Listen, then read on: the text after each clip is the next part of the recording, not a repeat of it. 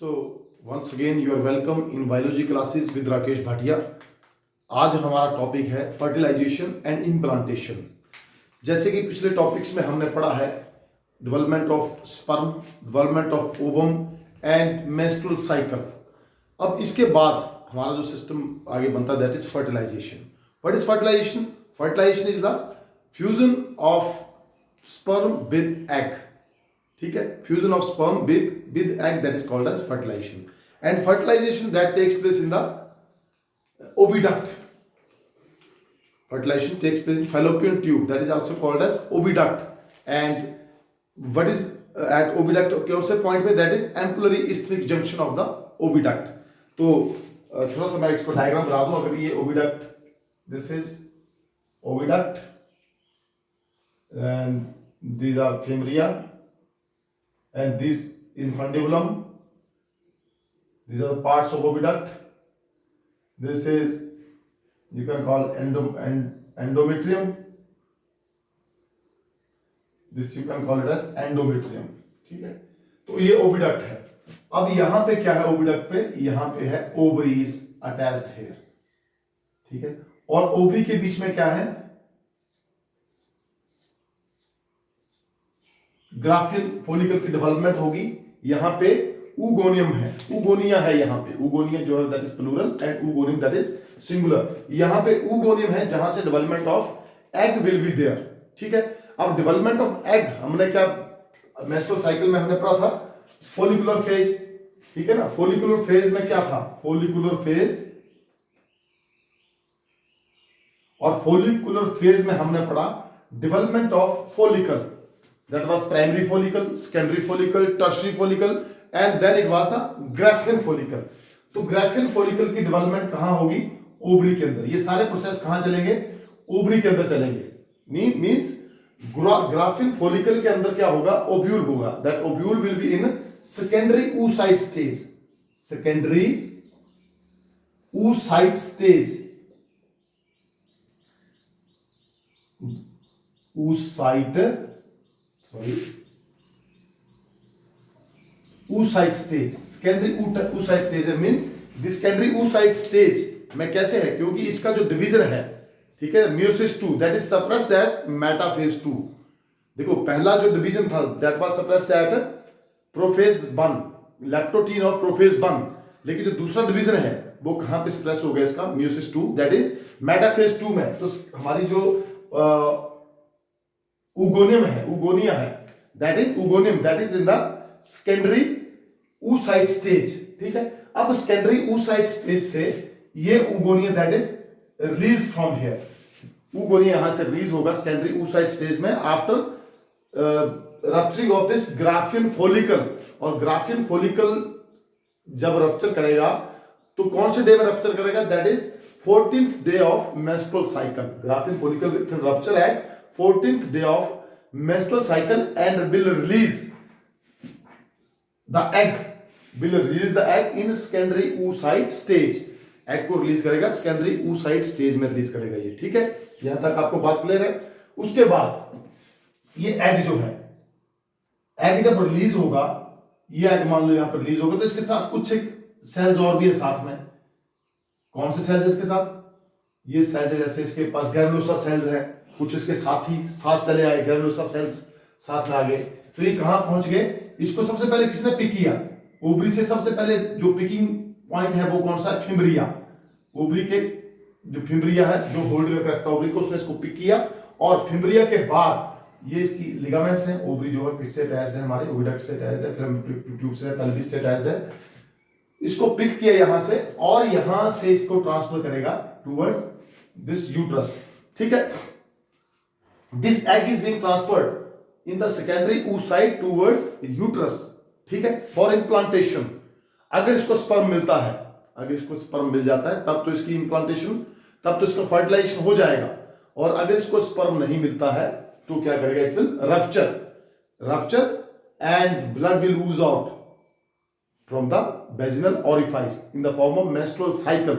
That is menstrual cycle. ठीक है, लेकिन इस केस में जब हम फर्टिलाइजेशन की बात कर रहे हैं तो यहां हम ये सपोज कर रहे हैं कि यहां पे इसको स्पर्म जो है वो मिल जाएगा। ठीक है, इस साइड को स्पर्म मिलेगा। ठीक है, तो स्पर्म कैसे मिलेगा इसको, this is egg, this is structure of egg, यहां से मैं इसको ड्रा करके यहां कर दूं तो इसकी बाहर की जो membrane that is called as corona radiata, ये जो रेडिएटिक मेम्ब्रेन, इस मेम्ब्रेन को हम बोलते हैं कोरोना रेडिएटा, और अंदर जो मेम्ब्रेन है ये membrane that is called as zona pellucida. Zona pellucida के अंदर मेम्ब्रेन को हम प्लाज्मा मेम्ब्रेन भी कह देते हैं, और is also called as vitelline membrane. Main membrane जो इसकी है that is vitelline membrane, और व्हाइट लाइन मेम्ब्रेन के अंदर क्या है, huge amount, large amount of cytoplasm is there. ठीक है, और उसके अंदर there is a nucleus and nucleus. ठीक है, इसके दो फेज होते हैं, इसके दो साइड्स होती हैं, मतलब दो पोल्स होते हैं, एक होता है वेजिटल पोल और एक होता है animal pole. This is vegetal pole and this is animal pole. Means जिस तरफ न्यूक्लियस का झुकाव होता है that is called as animal pole and other pole is called as vegetal pole, और जो स्पर्म की एंट्री है that is mostly through the animal pole. ठीक है, अब हम, ये तो हो गया हमारा स्ट्रक्चर ऑफ इसका एग का। ठीक है, अब एग यहां पर रिलीज हो चुका है, that you know very well. Egg कौन सी स्टेज में रिलीज हुआ, सेकेंडरी oocytes की स्टेज में, कहां से, ओवरी से। अब क्या होगा आगे, fertilization will be there. Then how the fertilization will take place, fertilization means sperm चाहिए, तो स्पर्म कैसे एंटर करेंगे, sperm will enter, male will release about 3.5 ml of seminal fluid, male will release 3.5 ml of seminal fluid। ठीक है, during copulation inside the vagina of female। ठीक है, you know very well that process is called as ejaculation। ejaculation mean, ejaculation का मतलब क्या है, release of seminal fluid inside the vagina of human female, that is called as ejaculation। about 200 to 300 million sperms are released in the vagina of human female। 200 to 300 million, 200 to 300 million sperms are released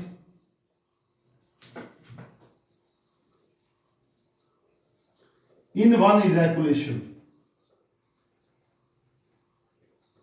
the mobility of sperm, mobility sperm की mobility कितनी है, mobile है sperm, egg जो है वो क्या है, non motile है, लेकिन स्पर्म क्या है, मोटाइल है। स्पर्म में क्या है, ये this is sperm, this is neck, you can call it as neck, this is tail and this is, और यहां पे क्या है, नंबर ऑफ मिडिल पीस में क्या है, हेड है, नेक है, मिडिल पीस है और टेल है। मिडिल पीस में क्या है, नंबर ऑफ माइटोकॉन्ड्रिया है। Mitochondria are also called as the power of the house of the cell, और ये माइटोकॉन्ड्रिया किसको, स्पर्म को मूवमेंट के लिए क्या प्रोवाइड करेंगे, एनर्जी। और there will be movement, lashing movement, इसकी टेल की वजह से क्या होगी, यहां पे लैशिंग मूवमेंट होगी, and sperm will enter inside the this uterus, and from uterus it will reach at what point, it will reach at fertilizing point. और ओविडक्ट के बीच में फर्टिलाइजिंग पॉइंट कौन सा है,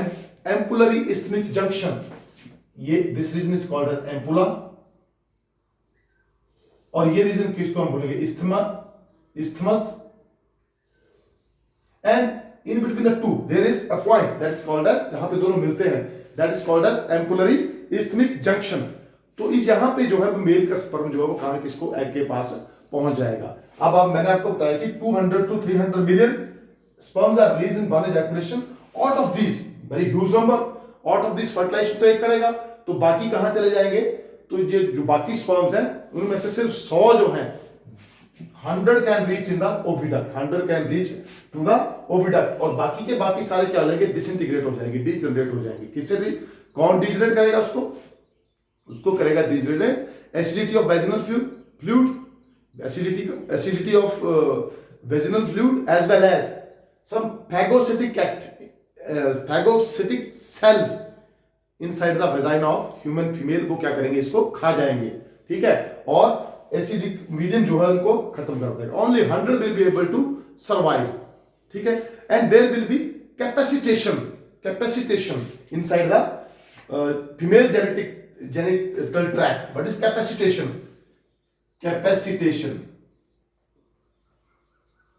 that is called as physiological maturity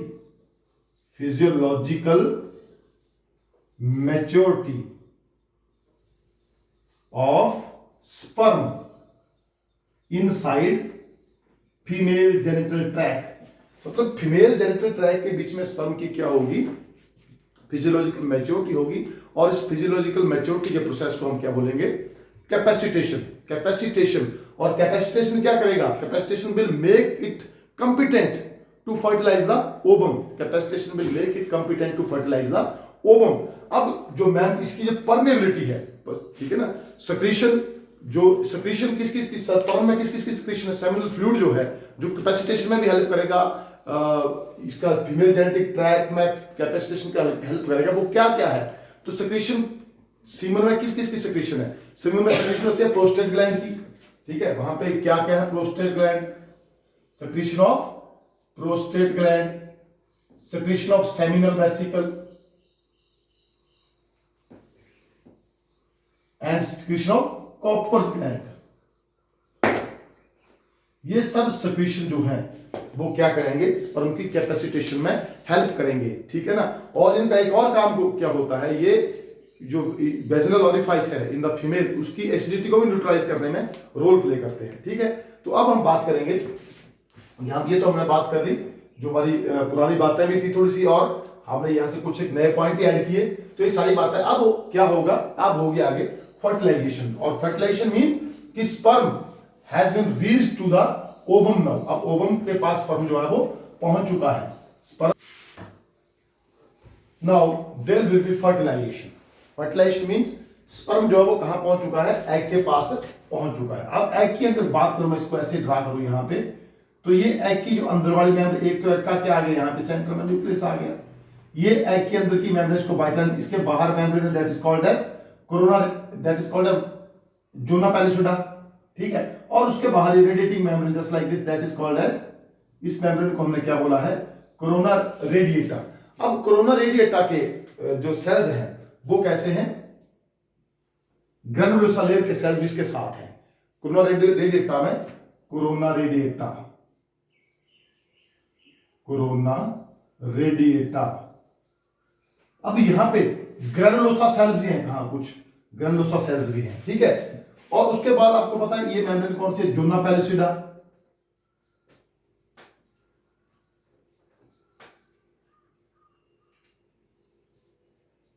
और अंदर की membrane that is vital membrane. अब यहां पे बात क्लियर होती है कि अगर स्पर्म को एंटर करना है, स्पर्म को एंटर करना है, तो उन स्पर्म को इन तीनों मेम्ब्रेन्स को क्या करना है, तोड़ना है। स्पर्म जब तीनों मेम्ब्रेन्स को तोड़ देगा तभी तो एंटर कर पाएगा ना इसके अंदर, ठीक है, एंट्री तो तभी होगी। तो स्पर्म के बीच में ऐसा क्या है कि जो इन तीनों मेम्ब्रेन्स को तोड़ने में हेल्प करेगा। अब स्पर्म के you know very well, this is the sperm की बात करो, this is head, this is neck and this is middle piece and this is tail, ठीक है। ये हेड है, हेड, ये इसका नेक रीजन है, नेक रीजन में क्या है, सेंट्रियोल है, और ये क्या है, माइटोकॉन्ड्रिया बहुत सारे हैं यहां पे, और ये है मिडिल पीस, और ये है इसका टेल। टेल का करीब लैशिंग मूवमेंट से टेल के थ्रू ये कहां पहुंच पाएगा, टूवर्ड्स दिस ओविडक्ट में ट्रैवल कर पाएगा और एग के पास पहुंच पाएगा, एग जो कि सेकेंडरी oocyte स्टेज में है। अब उसके बाद क्या होता है कि स्पर्म जो है वो, बहुत सारे स्पर्म आते हैं क्योंकि ओवरी है, बहुत सारे स्पर्म यहां पे अटैच हो जाएंगे, एक यहां अटैच हो गया, एक यहां अटैच हो गया, बहुत सारे 100 मैंने बताया था कि 100 will be able to reach towards ovum. और हर एक स्पर्म जो है, ठीक है, वो उसकी एक्टिविटी मैक्सिमम होती है अप टू 24 आवर्स। हालांकि वो फीमेल जेनिटल ट्रैक्ट में 5 दिन तक रह सकता है, 5 दिन तक, लेकिन जो मैक्सिमम एक्टिविटी होती है, फर्टिलाइजेशन की कैपेबिलिटी ज्यादा होगी, वो कब होगी, फर्स्ट 24 आवर्स में। वैसे ही फीमेल में है, फीमेल का जो एग है, ठीक है, उसकी जो फर्टिलिटी है, fertility that is for 24 hour also, ठीक है, लेकिन उसका जो लाइफ स्पैन है दैट में live in the female genital tract that is for 72 hours, ठीक है। तो यहां पे क्या होगा, अब कि स्पर्म जो है यहां पहुंच गया, स्पर्म जब यहां पहुंच गया तो क्या करेगा, मान लो कि this is sperm has been reached here, this is sperm, ठीक है, ये इसका हेड आ गया। अब क्या करेगा ये, it will penetrate, try to penetrate inside the corona radiata, corona radiata layer में पेनिट्रेट करेगा। अब इसके पास क्या है, इसका जो एक एक्रोसोम है, इसका जो हेड है, ठीक है ना, एक्रोसोम है, it has some this membrane lysing enzymes, इसके पास क्या मेम्ब्रेन को तोड़ने वाले एंजाइम्स हैं, मेम्ब्रेन लाइजिंग एंजाइम्स, ठीक है, इसके पास एक्रोसोम के पास। और मोस्ट कॉमन एंजाइम इज हेलुरोनाइडेज,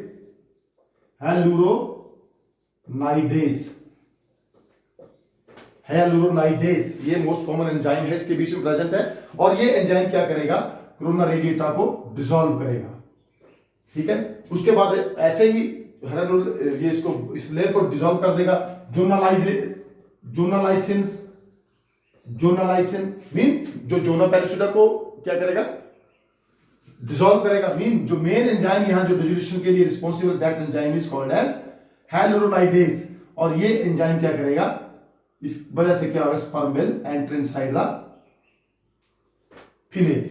अब स्पर्म जैसे ही स्पर्म एंटर कर गया फीमेल के अंदर, फीमेल एग के अंदर स्पर्म जो है वो हैज बीन एंटर्ड। जब स्पर्म एंटर कर गया तो क्या होता है कि जो वाइटलाइन मेम्ब्रेन है, इसकी जो vital membrane that become rigid, ये जो वाइटल मेम्ब्रेन वो हार्ड हो जाएगी दोबारा, and it will prevent the entry of another sperm. अब दूसरा स्पर्म यहां एंटर नहीं कर पाएगा। स्पर्म का क्या एंटर करेगा, इसका हेड करेगा एंटर, नेक करेगा और करेगा इसका middle piece, tail will not enter. जैसे ही स्पर्म यहां पे एंटर कर गया, then this vitelline membrane will become hard, ठीक है, हार्ड हो जाएगी। मीन ये किसी दूसरी स्पर्म को एंटर नहीं करने देगी। It will prevent polyspermy, but it will prevent polyspermy will be prevented. Polyspermy, poly mean many, बहुत सारे स्पर्म अगर फ्यूज कर चले जाए अंदर तो व्हाट विल बी हैपन, ठीक है, ऐसा नहीं होना चाहिए, ऐसा नहीं होता है। Only single sperm is able to enter inside the egg, ठीक है। Now you know it very well, अब आपको पता है, पहले मैंने बताया कि egg is in secondary oocyte stage. अब ये दोनों जो हैं, देखिए अब मैं आपको यहां पे लग सकता हूं, ये एग है, ठीक है। अब एग के पास क्या है, अपना साइटोप्लाज्म है, भरपूर साइटोप्लाज्म है। लेकिन अगर हम स्पर्म की बात करें, दिस इज स्पर्म, तो स्पर्म के पास क्या है, थोड़ा सा साइटोप्लाज्म है, थोड़ा सा न्यूक्लियस है इसके पास, लेकिन साइटोप्लाज्म थोड़ा है। यहां इसके पास क्या है, देखो एग के पास क्या है, एग हैज, एग के पास मैं यहां लिख दूं, एग के पास क्या है, साइटोप्लाज्म बहुत सारा, ठीक है, न्यूक्लियस है। लेकिन एग के पास क्या नहीं है, सेंट्रियोल नहीं है। क्या नहीं है, सेंट्रियोल। और सेंट्रियोल का काम क्या होता है, सेल डिवीजन। सेल डिवीजन में किसका मेजर रोल होता है, सेंट्रियोल का। एग के पास सेंट्रियोल नहीं है। लेकिन ये जो स्पर्म है, स्पर्म के पास क्या, नो साइटोप्लाज्म, नो साइटोप्लाज्म और लिटिल साइटोप्लाज्म, और वेरी लिटिल साइटोप्लाज्म। या तो नहीं है, लेकिन है तो बिल्कुल थोड़ा सा साइटोप्लाज्म, ठीक है। और क्या है इसके पास, न्यूक्लियस भी है, न्यूक्लियर मटेरियल भी है इसके पास। लेकिन इसके पास क्या नहीं है, मतलब हम यहां बात कर रहे होंगे कि नो साइटोप्लाज्म मतलब साइटोप्लाज्म नहीं है, मतलब ये एक दूसरे के बिना क्या है, अधूरे हैं। एग और जो स्पर्म है वो एक दूसरे के बिना अधूरे नहीं है, क्योंकि एक के पास क्या है, एक के पास क्या है, सेंट्रियोल है, और एक के पास साइटोप्लाज्म है। सेंट्रियोल का मतलब क्या होता है, centriole means that is nourishment provide करेगा, ठीक है ना। तो स्पर्म को नरिशमेंट कौन प्रोवाइड करेगा, तो स्पर्म यहां एंटर कर गया है, स्पर्म यहां एंटर कर गया, ये स्पर्म एंटर यहां पे कर गया है। और अब जैसे कि मैंने बता दिया कि दोनों एक दूसरे के क्या हैं, पूरक हैं, दोनों एक दूसरे को क्या कर रहे हैं, पूरा कर रहे हैं। कहने का मतलब कि स्पर्म के पास साइटोप्लाज्म नहीं है और एग के पास सेंट्रियोल नहीं है, ठीक है। अब क्या होगा, यहां पे जो सेकेंडरी oocyte स्टेज है वहां पे मेटाफेज 2 कंप्लीट होगी। Now metaphase 2 will complete. अब यहां क्या कहेंगे हम, मेटाफेज 2 विल कंप्लीट, ठीक है। क्योंकि आपको पता है कि एग जो था वो कौन सी स्टेज पे रुका हुआ था, सेकेंडरी oocyte स्टेज पे, ठीक है। वहां पे मेटाफेज कंप्लीट नहीं हो पाई थी। अब मेटाफेज 2 कंप्लीट होगी। मेटाफेज 2 कंप्लीट होने के बाद क्या होगा, एक बनेगी पोलर बॉडी, ठीक है, और एक बन जाएगा egg, that is called as oocyte। अब यहां पे क्या बोलेंगे इसको हम, ओवम, एग, oocyte और ओवा, क्या बन जाएगा, ओवम या ओवम, ठीक है। क्या बन जाएगा, एक एग बन जाएगा, एक ऊटिड बन जाएगा और एक बन जाएगा इसका ओवम। ठीक है, यहां पे इस स्टेज पे मींस मेटाफेज 2 विल कंप्लीट। कैसे कंप्लीट होगी, क्योंकि न्यूक्लियस इसका क्या जाएगा, स्पर्म का क्या जाएगा, सेंट्रियोल जाएगा, जो क्या बनाएगा, स्पिंडल। सेंट्रियोल जो एंटर करेगा दैट विल मेक स्पिंडल, क्योंकि आपको पता है कि डिवीजन के लिए मेटाफेज 2 के लिए what is necessary, spindle formation is there. तो स्पिंडल फॉर्मेशन कौन कराएगा, सेंट्रियोल। तो तभी आई ना बात कि दोनों एक दूसरे के बिना अधूरे हैं।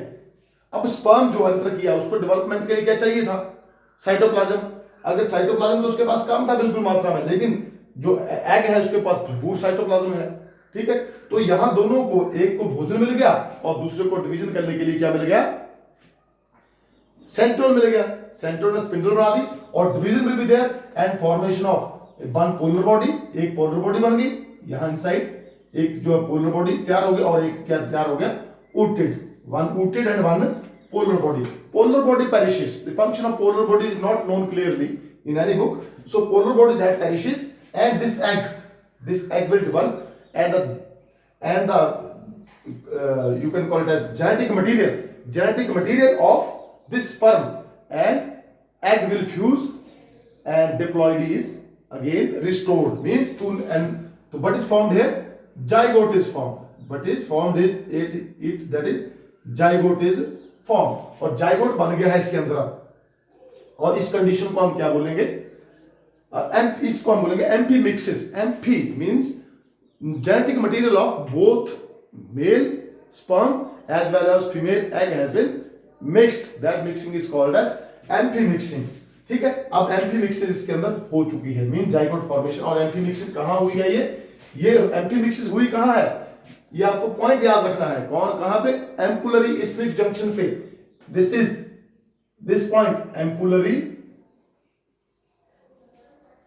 Isthmic junction. तो फर्टिलाइजेशन का पॉइंट कहां है, एम्पुलरी इस्थमिक जंक्शन। अब फर्टिलाइजेशन की एग इज नाउ रेडी। ठीक है, एग का फर्टिलाइजेशन हो गया, सिनगामी हो चुकी है।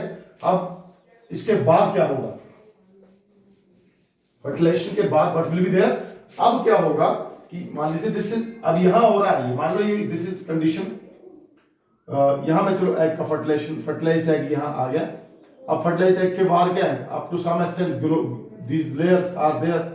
ठीक है, ये लेयर है इसके पास, अभी फर्टिलाइजेशन हुई है, अभी इसकी मैरिज हुई है, you can call it as. ठीक है, अभी इसके पास क्या है, जाइगोट बना है। अब इसका जो डिवीजन होगा, मान लो this is point A, zygote बना है, इसका डिवीजन होगा, इसका क्लीवेज होगा। क्या होगा, इसका क्लीवेज होगा। पहला तो हुआ, पहले चलो इस पॉइंट को ऐसा मान लेते हैं कि यहां this is egg, this is egg, this is egg.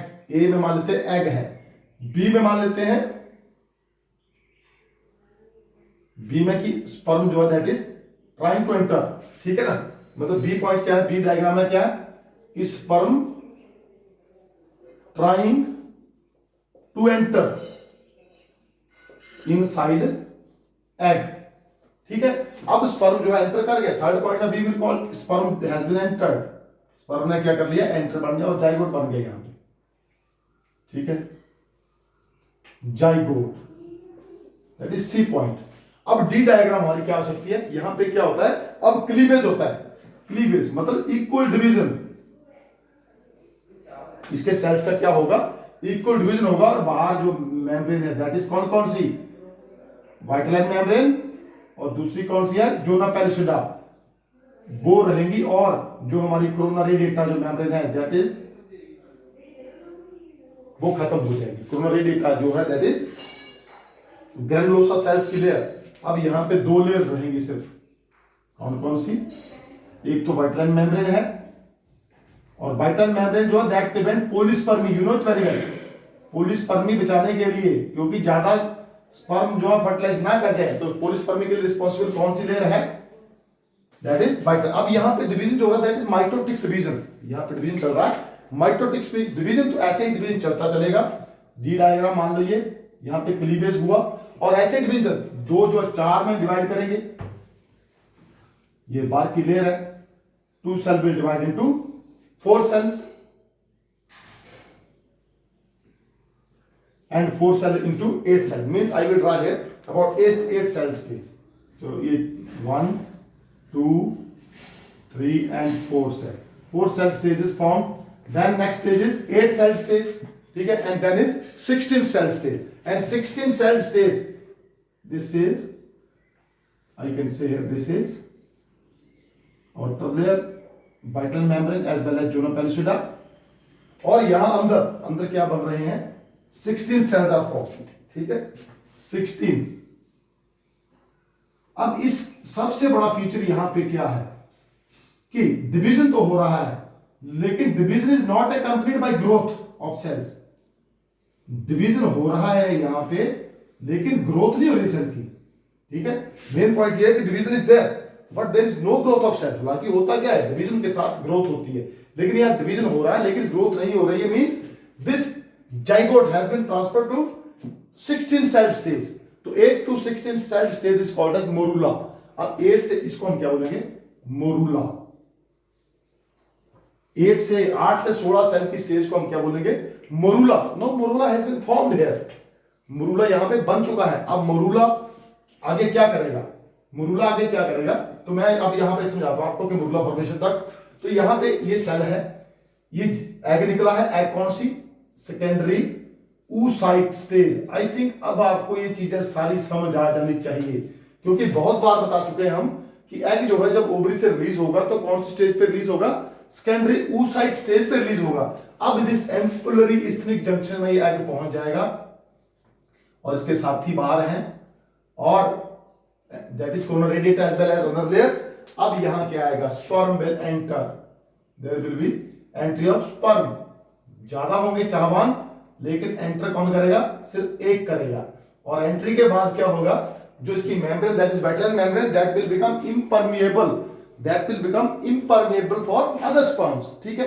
No, what is there, zygote will be formed. Next step में हम क्या करेंगे, जैसे मान लीजिए ये हमारा ए है एग, और ये हमारी बी कंडीशन है. ठीक है, और यहां पर हमारे क्या आ जाएगी condition, now there will be zygote formation. What is there? Ampullary isthmic junction में क्या हुआ, फर्टिलाइजेशन हुई, और यहां पे क्या आ गया, जाइगोट जब बन गया. Zygote mean fusion of 2 nuclei. ठीक है, जब जाइगोट जब बन गया तो ये ट्रैवल करना शुरू हो गया. ट्रैवलिंग किसकी है, अब मैंने आपको बताया कि female is egg is non motile, तो इसकी ट्रैवलिंग कैसे होगी, इसकी ट्रैवलिंग होगी by peristaltic movements, peristaltic action,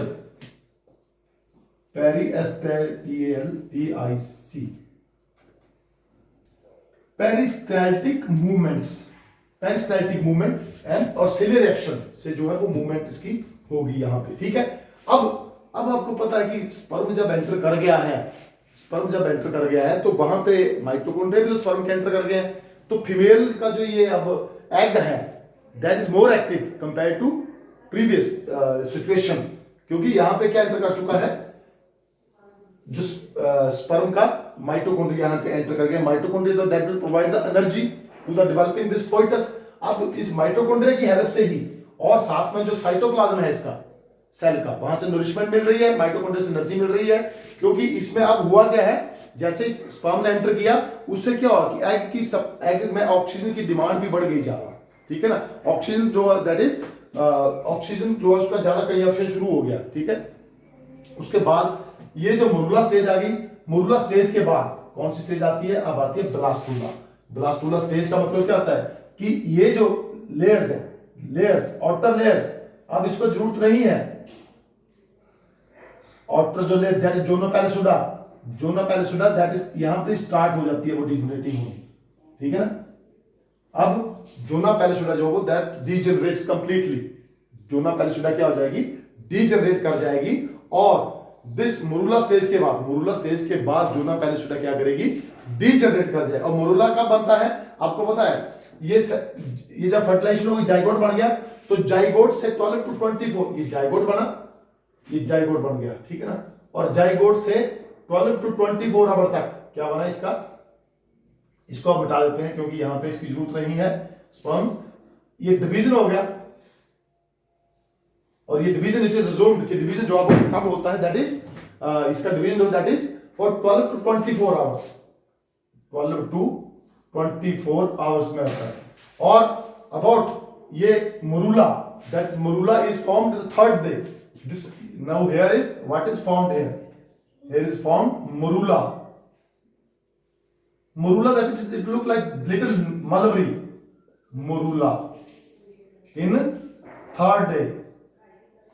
morula का कैरेक्टरिस्टिक फीचर क्या है कि यहां डिवीजन तो होगा, cell will this zygote will divide into 8 to 16 cell stage, ठीक है, डिवाइड कर गया, पर इसका साइज इंक्रीज नहीं हुआ, it will look like little mulberry, ठीक है।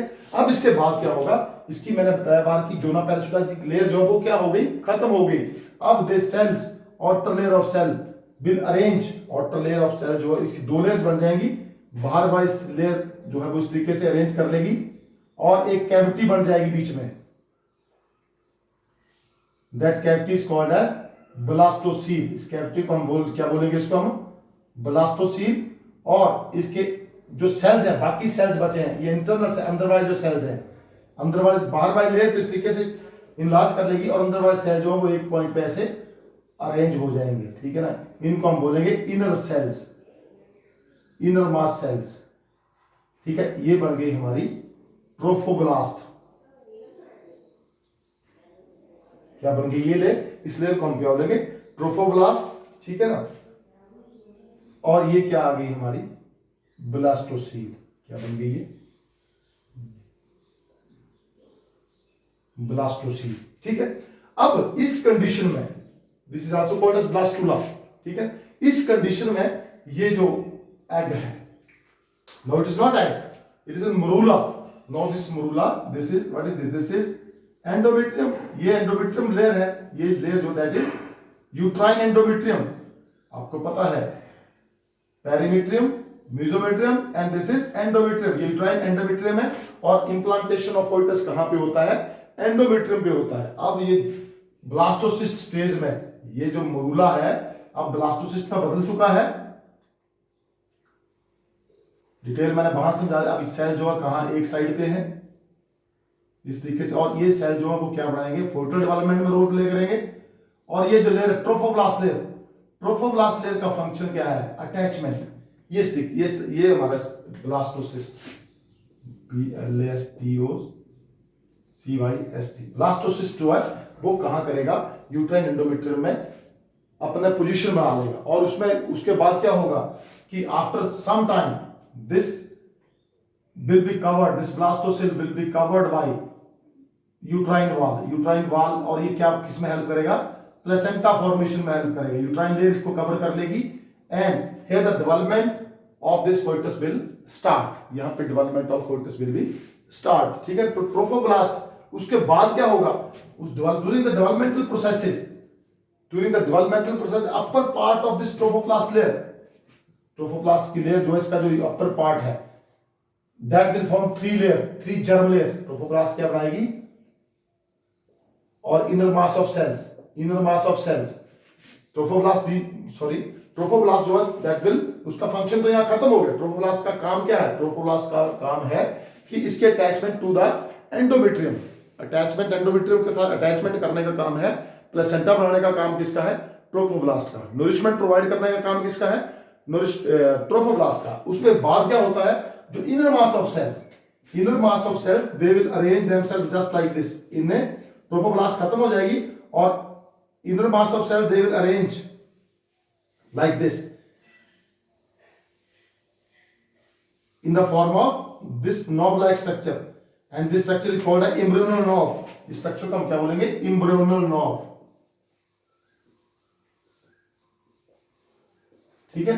And this layer will form 3 germ layers। ये लेयर क्या बनाएगी, ऊपर layer that is form 3 germ layer। 3 germ layer कौन कौन सी हैं, एंडोडर्म सबसे पहले, एंडोडर्म, फिर आएगी मेसोडर्म और फिर आएगी एक्टोडर्म।